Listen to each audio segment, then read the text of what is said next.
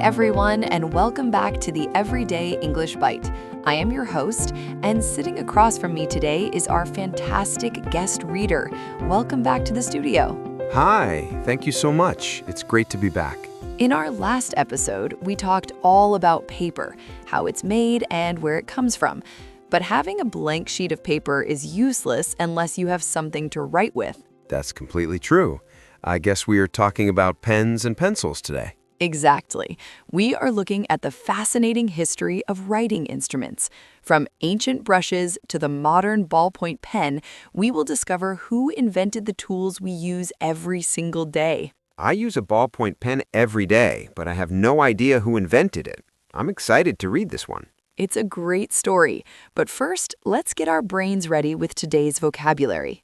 Here are 3 essential words you need to understand the history of writing tools. Number 1, instrument. You probably know this word as a musical instrument, like a piano, but in formal English, an instrument is any small, precise tool used for a specific task. So pens and pencils are writing instruments. Could you share the examples? Sure. Example 1. The doctor carefully sterilized the surgical instruments before the operation. Example 2. A fountain pen is a beautiful writing instrument that requires regular maintenance. Perfect. Number 2, graphite. This is the dark gray mineral that is inside your pencil. Many people still call it lead, but there's actually no lead inside a pencil at all. It is entirely made of graphite and clay. Good to know. Here are the examples. Example 1. Graphite is a form of carbon that leaves a dark mark when rubbed against paper. Example 2.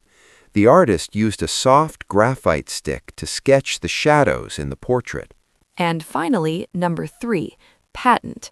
A patent is an official legal document from the government that gives an inventor the exclusive right to make and sell their invention for a certain number of years. Got it. Example 1. Thomas Edison held over 1,000 patents for his various inventions. Example 2.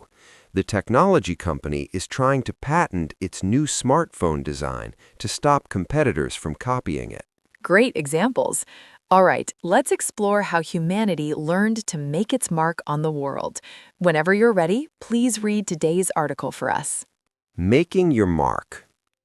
Long before the modern office existed, ancient civilizations needed ways to record taxes, poetry, and history. In ancient China, scholars used writing brushes made from animal hair and bamboo.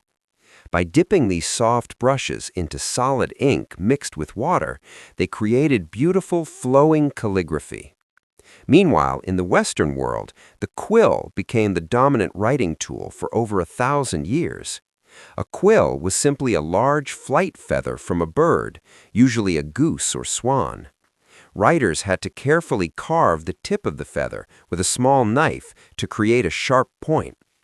However, quills were fragile, messy, and had to be constantly dipped into a bottle of ink after every few words. The story of the modern pencil begins with a massive storm in England in the year 1564. The storm uprooted a large tree in a place called Borrowdale, revealing a massive deposit of a strange dark substance. It was pure graphite. Locals realized it was perfect for marking sheep, but it was very soft and broke easily. People wrapped the graphite in string or hollowed out sticks to hold it. The pencil as we know it today was developed much later in 1795 by a French scientist named Nicolas Jacques Conté. During a war, France could not import pure English graphite. To solve this, Conté ground up lower quality graphite, mixed it with clay and water, and baked it in an oven. By changing the amount of clay, he could control how hard or soft the pencil was. He placed this baked stick inside a wooden cylinder, creating the modern wooden pencil. While pencils were great, official documents required permanent ink. People wanted a pen that held its own ink inside, rather than constantly dipping a quill.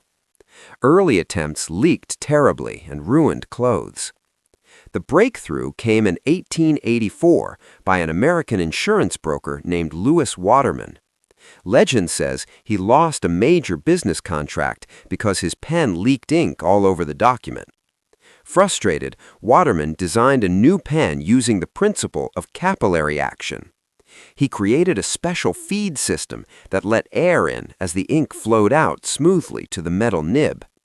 He patented his design, and the reliable fountain pen was born, becoming a symbol of elegance and professionalism.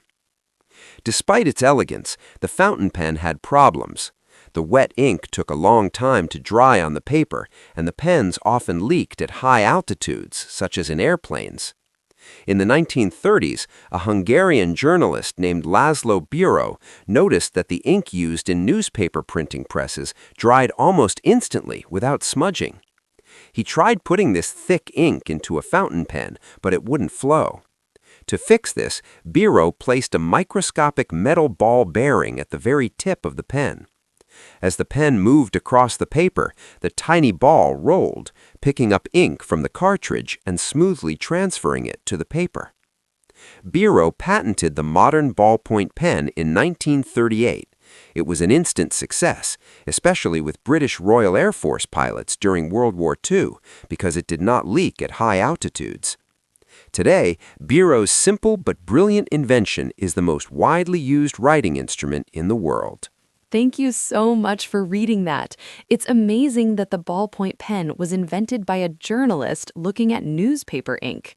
I know, and placing a tiny ball rolling at the tip of a pen is such a genius, simple idea. It truly is. Well, since we are talking about writing tools, let's wrap things up with 3 common English idioms related to pens and pencils. Number 1, put pen to paper. This is a very literal idiom. It means to start writing something down, usually something important, serious, or creative. We use this when someone finally stops just thinking or talking about an idea and actually begins the physical work of writing it out. Examples, please? Sure. Example 1. He had the idea for his novel for years, but he finally put pen to paper last night. Example 2. Before we agree to this business deal, we need to put pen to paper and sign a contract. Excellent examples. Number 2, pencil something in. Because pencil marks can be easily erased, if you pencil an event in, it means you're scheduling it tentatively. It is a plan, but you're acknowledging that the time or date might need to change later. Example 1. Let's pencil in a lunch meeting for next Thursday, but we can change it if you get too busy. Example 2. The doctor is fully booked today, but I can pencil you in for tomorrow morning at 9 a.m. Very useful phrase in an office setting. Finally, number 3, the pen is mightier than the sword. This is a famous historical proverb. It means that communication, writing, and sharing ideas, the pen, are ultimately more effective and powerful in changing the world than violence and military force, the sword. Example 1. The journalist exposed the corrupt government, proving once again that the pen is mightier than the sword. Example 2. We should try to solve this conflict through diplomacy and negotiation. The pen is mightier than the sword. Fantastic examples. And that's our bite for today, everyone. You now know about Conte's clay and graphite mixture, Waterman's fountain pen, and the genius of Laszlo Biro's tiny rolling ball. A huge thank you to our guest for joining me again today and reading the article beautifully. It was my pleasure. I learned a lot today. Be sure to review today's vocabulary, try to pencil in some time for English study this week, and we'll see you in the next episode. Keep learning.